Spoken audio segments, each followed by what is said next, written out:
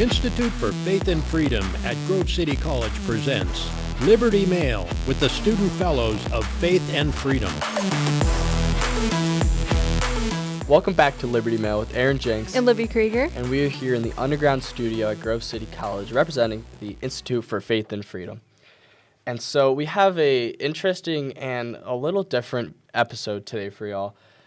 We got together this morning to shoot, and so something happened on the technical side, and the switchboard, soundboard kind of cut out, but we really enjoyed our conversation about our first win of the week. Really good, 5-6 minutes of conversation. Yeah, and we didn't want to, we liked the genuine of it, how genuine it was, and so we're going to play that for you today, and then after we come out of that, we're going to jump finish off that topic and then finish off with the last two wins. Yeah, so if we look a little different in that middle clip, that is why. No, it's not. So you're not seeing it wrong. We did change, or we look a little different now. I just got out of baseball practice, so I'm not wearing nice jeans or anything nice, just average college student. That's okay. So should we roll the clip now? Yeah, let's go to the clip. The first win is that we have a cultural win, I thought. And it is the fact that in California, the legislature was threatening to shut down. Okay, so I want to be specific when we talk about this whole event. So the Black Lives Matter organization was getting threatened by the California legislator for financial transparency. Yeah, issues. Shutting down online fundraising because of the transparency with the leaders and where the money is going. And so the state of California is saying, look, you as an organization need to be transparent and tell your donators where this money is going, because as we've seen in the past year, the lead, what is her name? I'm forgetting her name. Patrisse Cullors? Yes, Patrisse Cullors purchased a couple homes, and so there's sketchiness coming into the picture. And so I thought this was a kind of a cultural win because we have arguably one of the most liberal blue states. Yeah, blue states in the country going at this kind of almost what in the past 3-4 years, what is fundamental in the narrative in social media of what the kind of left is right now and what and progressive the movement. means Exactly. in America. And so so I say this is a cultural win for kind of conservatism or liberty in a sense, is that we're kind of distinguishing between, okay, this is the organization, which can be flawed or whatever, and we're separating it from the statement itself, from Black Lives Matter. Here on Liberty Mail, in myself, Black Lives Matter, and then me personally looking at the organization, I can say, no, I don't support this organization. Yeah, I also see it as just accountability, that they're not getting a write-off because they are progressive and because they are in California. I could, maybe if I could have seen it in a way where California would have kind of just let it happen. But they're actually holding them to account, which is great news. I think Washington also, the state of Washington, also ordered them to cease fundraising activities because they didn't have, since their founder resigned in May, they haven't had someone as the lead in bankroll, I believe. Yeah, no one in charge for the past, how you said, since May? Since May, yeah. So. And a total bankroll of $60 million in donations. But then Which is awesome if they can actually put that towards good use, if they can turn the organization around and not have kind of corrupt leaders. Good for them. Well, you'd have to agree with the premise of the organization I might not the agree with website that. of the organization. At times I don't like the website. Yeah, a lot of the website's been changed too since people have found the dismantling the nuclear family, the patriarchy, basically coming after Western civilization in whole. I'm not exactly sure what the website looks like now, but I know they did take a lot of those they recently went eye-catching phrases out at Christmas. They did call Christmas racist.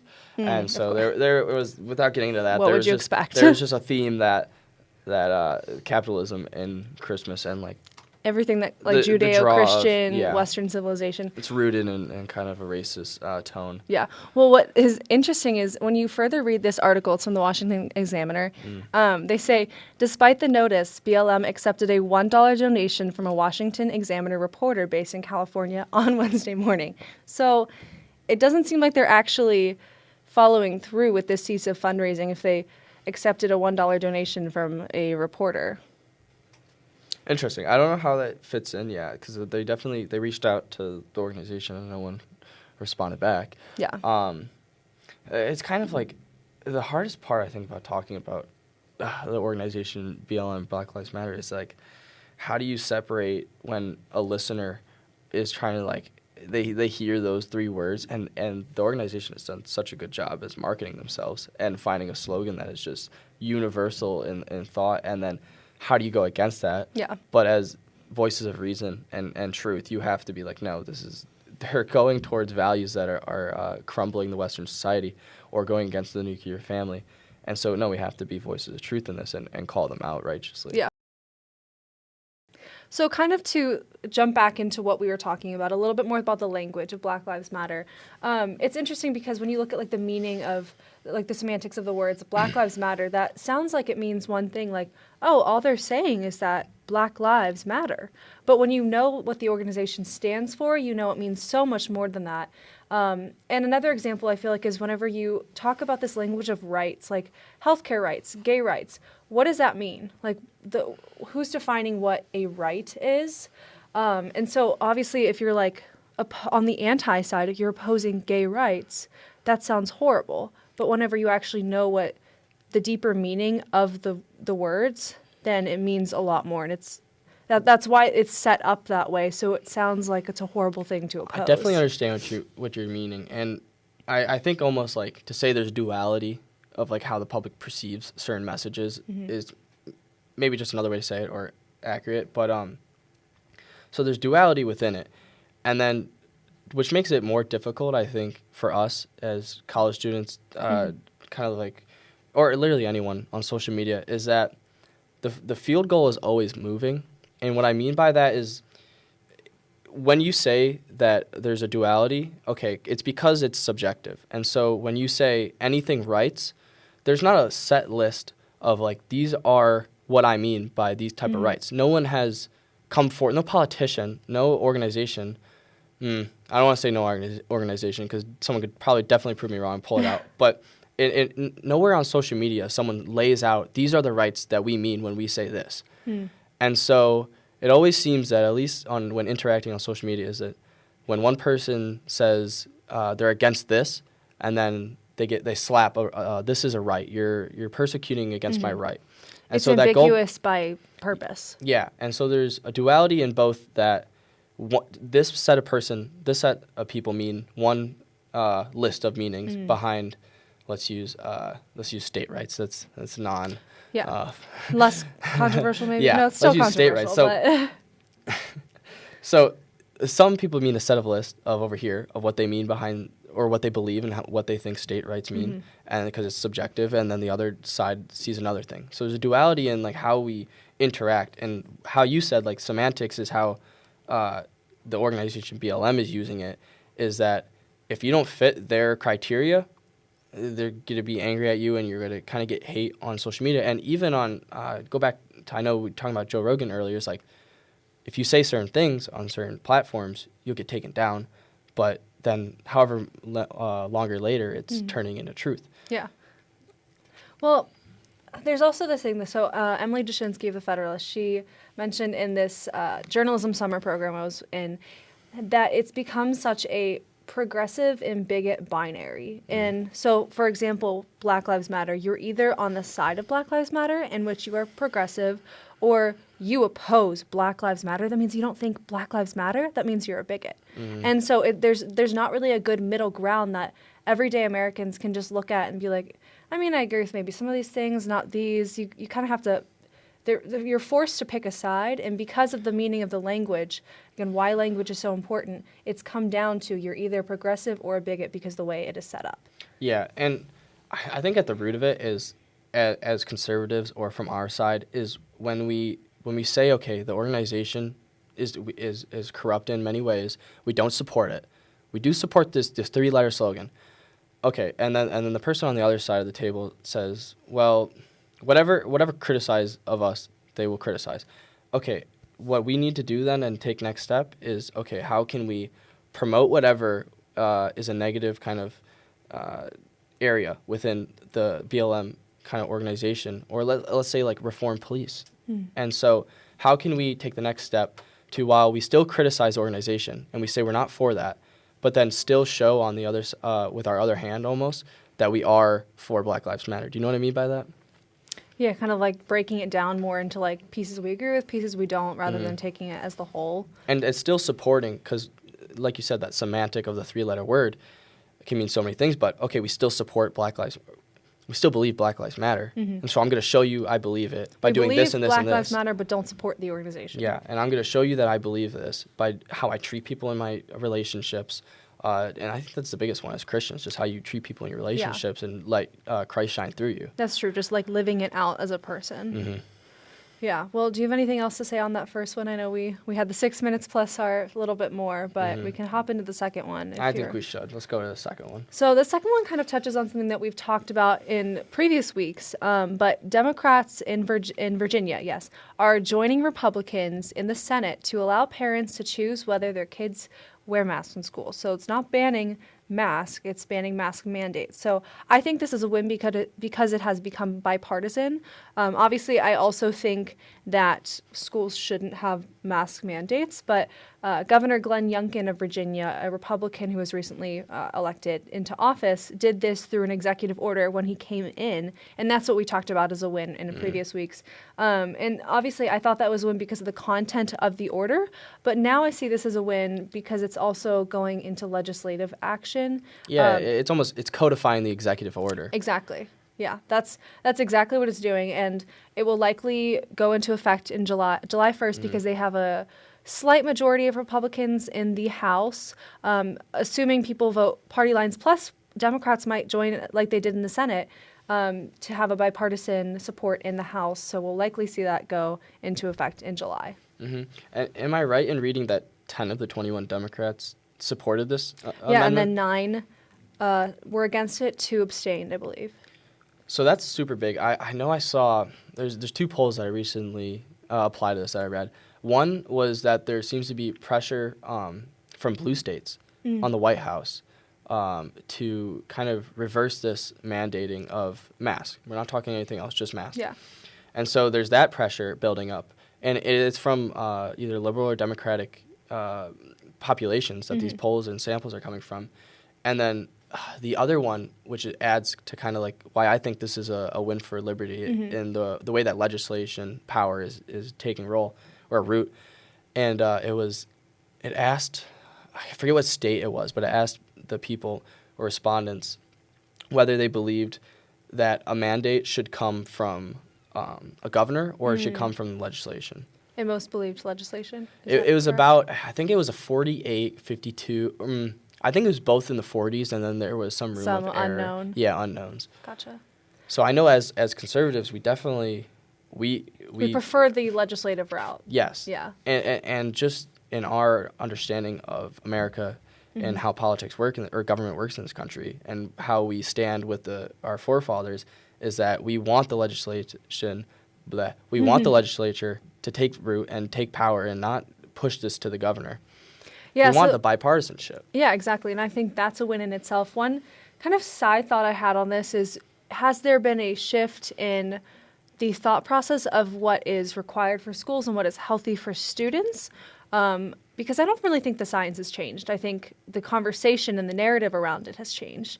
And so I'm wondering if this is more a political insight that they're having where it's so unpopular to be doing these mask mandates in school anymore, that they're, if they know midterms are coming up too, they have to kind of reel back a little bit to seem less like they're going to just be pushing that in the future. So I'm almost wondering if it's it could be either, it could be a mix of them, which is probably the most likely, that it's kind of a little bit of opinions changing, but also political forecast as to what's coming in 2022. It's so funny because when you say that, I have 2 initial reactions inside of me. My skin crawls that first, that's how politicians work. And I know many of my friends just say the same thing to me. They're like, well, that's wrong. They're like, they shouldn't do that. But then the other me is the nerd, and the poli-sci nerd is like, oh, it's really interesting that, okay, you can just watch certain majorities, and we're talking about citizens, influence how politics run. Yeah. And it really kind of shows how much power the common man has.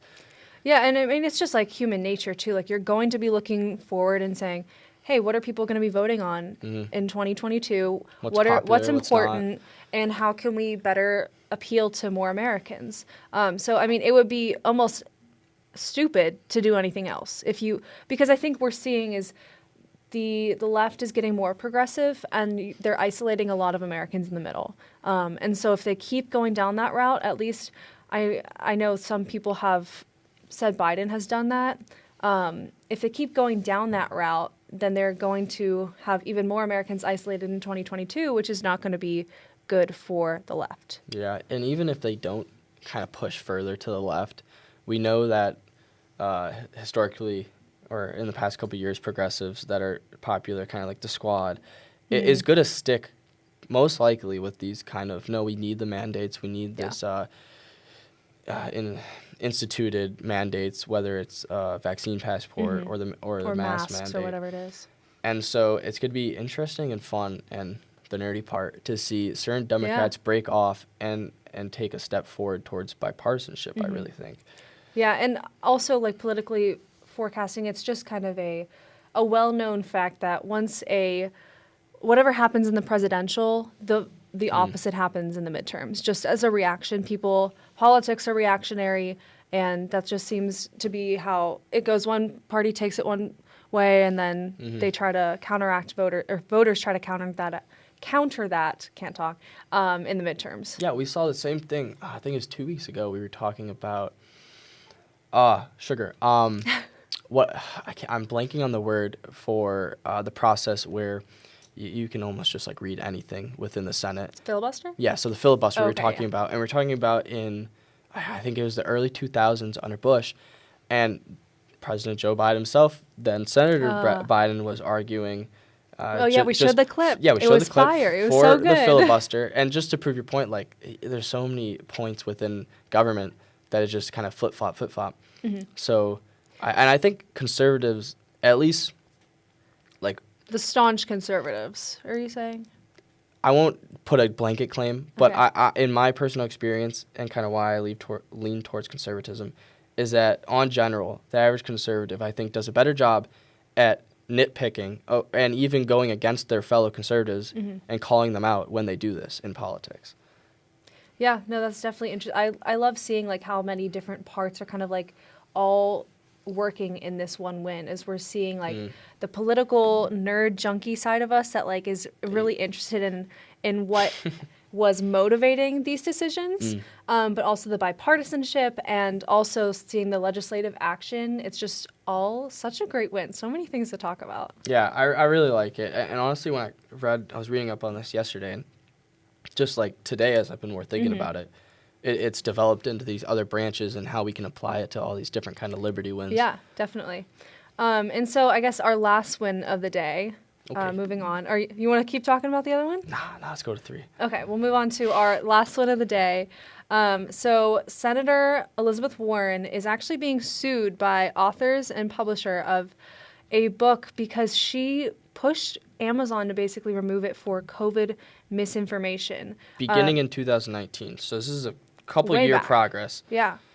And let me find the name of the book. I believe it was by Chelsea Green, and it was The Truth About COVID-19, Exposing the Great Reset, Lockdowns, Vaccine Passports, and the New Normal. Yeah, Chelsea Green. And so it's interesting because Senator Warren used her position to write a letter to Amazon labeling this COVID misinformation. And I think it's so interesting that misinformation, again, like who defines what misinformation is? And I saw a clip today, actually, from the Media Research Center where they clipped together so many uses of the word misinformation. No, thank and you. it was like a 6-minute video, and I should have had it prepared for this. But just the way that the media has used misinformation to define anything that they disagree with or that goes against their narrative. Back with like the Hunter Biden laptop, everything was Russian disinformation or it's like conservative misinformation, like disinformation, misinformation. I know they mean different things, but they are used kind of similarly. So it's interesting to see how that, again, back to like the meaning of words, has been like so pushed through COVID-19. to kind of put everyone in lockstep with the narrative. Yeah. Okay. Ready. So in a time when we see misinformation just as a common theme throughout our culture and springing into effect, this is why I think it is so important as conservatives, as Christians, to take the step forward and say, no, we're going to stand for free speech. And so we can't like be nitpicky, I think, to the point where like, okay, I'm for free speech, but not for when it's like this or this or that. And that's why for me, I'm like, okay, allow everybody to the table. And the public itself is going to nitpick and push away kind of extreme ideas.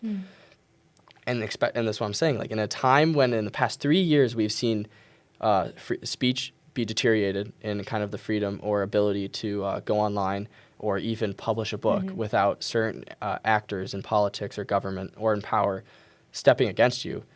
As conservatives, I strongly believe that we need to throw away your kind of like insecurities about free speech and just promote it. So we always, I feel like we don't even start talking about free speech. It's been a theme for like 3 weeks now. I know, and it's an interesting topic. Obviously, we have slight disagreements or differences of opinion, and it's funny. Like we always end up talking about this somehow. Whether we've it's like turned vaccine mail into liberty speech mail. I don't know, yeah, something. I don't know, something like that. Bad jokes. But so I guess like my question to you is, would you say you're a free speech absolutist then? No. But my point being. Well, then where's the line? My point being is when we're getting bombarded with attacks on free speech, it's not the time to throw our lines in and be like, no, we need to push back on this bombardment on free speech. But when is the time then? Because if it's about principles and free speech is like the principle, when does that change? Okay. I'll think about this much more, but on the top of my head, I can think of a call to action is a necessary time to limit free speech. You mean like fire in a crowded theater, like something like that? Hate speech that causes physical harm. What is hate speech? Hate speech that I guess it's not a line even, because I still think someone should be allowed to spew their own hate speech. But then the line is like, okay, I can prosecute you for spewing your hate speech when you make it physical harm involved. Yeah, so that's not speech, though. That's action. That's why hate speech is a whole other thing, and I think never should have almost been codified as something that was illegal. I mean, obviously you shouldn't say those things. Well, you can't. Hate speech is like defined now. On social media. I don't think so. I think you can actually be prosecuted for hate speech now. I can look that up real quick. We need to do the research. Can you be prosecuted? This is what we need Z for. Z is not here in the second shot of today's episode. Under current First Amendment jurisprudence, hate speech can only be criminalized when it directly incites imminent criminal activity or consists of specific threats of violence targeted against a person or group. Yeah, so that's what I'm citing as like when it turns into that physical speech. But then why would you not just prosecute for the action? I don't see why the speech has to be... I don't know. I'm going off of my knowledge of kind of like how it's been used in the law within the United States. Where do you draw your line? We're totally not prepared. Just off the top, where could you don't go into depth. Just like one or two that you think of. For limiting speech? Yeah. I would say speech that like communism. Like if you're actively promoting communistic ideas, whatever, that should be something that's limited. Okay. I'm trying to think of like another. Obviously, like the ones that are already in law, like you can't yell fire. In what sense would you like? Because I don't think you mean you'd limit it in a conversation with a friend. I think you mean like somewhere like protected in schools or something of that sort. Like not even with the education issue, but there was a Supreme Court case about it back many years ago where someone was like giving out pamphlets trying to like promote communism. Like that is something that I think could be limited. See, my problem is I would let them do that because then when myself am in that school, I'm going to promote Christ. And so I don't want Christ and communism are very different things. Oh, absolutely. One is absolutely evil and causes if genocide. me in this society, if I'm going to limit that person, they're going to look right back at me and they're either going to say hypocrite if I try to preach whatever I want, Because honestly, their communism is their religion. But that's why content matters, and that's why we have discernment. We have faculties of reason to be able to discern. Christ is not the same as communism. Like, they are not. It'd be different if you're limiting, like, a Muslim and and not a Christian. But a genocidal, atheistic, humanist worldview of communism, and it comes down to just the fact that it is blatantly evil, is not something that can even be compared to remotely Christianity. Okay, well, let me do a slighter example. They spew communism in school. Okay. I'm going to fight to protect their right to do that, and I still disagree with it. And then I'm going to push, I know we're like going off the top of our heads now. utilitarianism, which is honestly people of the same line of thought kind of fall into both. But I'm going to push pamphlets of whatever. Fundamentally, I don't think that pushing that person aside, like, because how are you going to enforce that too? That's another problem of like, okay, you're going to draw that line. How are you going to enforce it? I mean, how do you enforce any, like, speech? Well, that's in America. I don't you could be think like you prosecuted can. for like you're not going to have the police like maybe come down and like and bat that's them why down. This is why I love America, because the call to action, and then even in the sense that hate speech is incitement of violence, is almost a second, like a subsection of the first call to action. And so those are like the only two instances that like fighting words, stuff like that. I think that's kind of like the same those are thing the only around two here. instances that I know in law in America that are kind of regulation on speech. And I love that it's nowhere else, because at any other point I just think it's a disservice to the society, and I think it's a disservice. There's no I don't think there's like an actual way to enforce it without kind of resorting to an authoritative stance. Yeah, I understand that, and a lot of this is more like in the it's practical to me philosophical to let it be this way and completely free, and kind of a libertarian aspect of it versus, okay, I'm going to draw the line and put enforcement on this. Yeah, and I guess last thing I'll say on this, just because like I know we could talk for hours like in circles. It's fun. It is fun. I enjoy it so much, but because we believe God has created us with the capacity to have human reason. And obviously we don't know a lot of things, but we do have faculties of reason where we can have discernment and prudence. We can discern what are things that are good and what are things that are bad. And with libertarianism, you're just taking out the fact that we have discernment, because it's an easier argument to say you should allow everything rather than put any cuts on it, because who's to say where you draw the line? Which, and I understand that, because I used to have that. We're talking specifically speech. Okay, I mean, besides take out fighting words, take out incitement of violence, we still have discernment past that. And to say, I mean, what it comes down to is the libertarian point of view is free speech absolutism, and that's easier to argue because obviously, like in this argument, like yes, because I'm in an awkward position of saying, oh, I'm sorry, like, if you're spewing communism, I don't think you should be able to have the freedom to do that.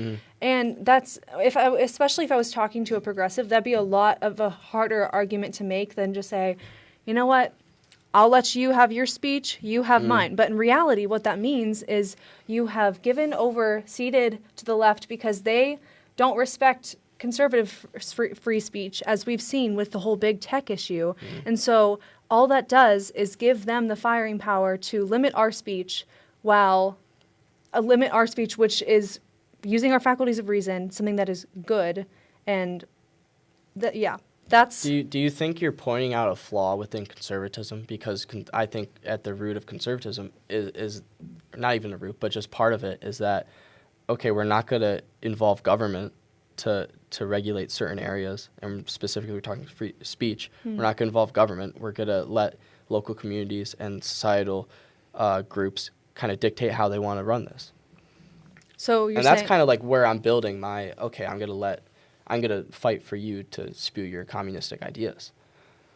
That's where I'm kind of rooted in my conservatism, is that I don't think government should have any hand in deciding no, because I mean, there is a purpose to government, and you're like also in the practical sense too. Like but I have country, 303. I have zero trust in any government figures saying, "Oh, I know what the actual line is. I know where this is. I can draw it.